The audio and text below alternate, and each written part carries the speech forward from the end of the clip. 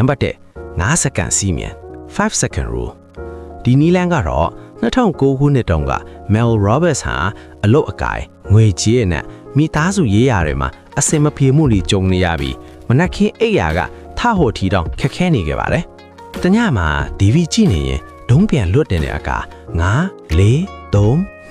2 1 lift off လို့ကောင့်တောင်ရေတွက်တာကိုမြင်ပြီးငါလဲမနှက်ဖြန်ကြရဲ့ဒုံးပြန်လို့ပဲချက်ချင်းထားမယ်လို့ဆုံးဖြတ်ခဲ့ပါတယ်။နောက်ကနေ့မနက်မှာအချက်ပေးနိုင်မြည်လာတော့သူမဟာအရင်လိုအိတ်ချင်အောင်မဆောင်တော့ပဲ9 4 3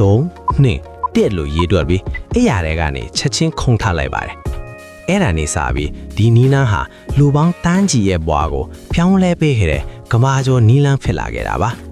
ကျွန်တော်တို့ဦးနောက်ကအလုပ်တစ်ခုကိုခက်ခဲမယ်လို့ထင်တာနဲ့9စက္ကန့်အတွင်းမှာအကြောင်းပြချက်တွေရှာပြီးကျွန်တော်တို့ကိုတားဆီးတတ်ပါတယ်။အဲ့ဒီ9စက္ကန့်မပြည့်ခင်ပါပဲ9 4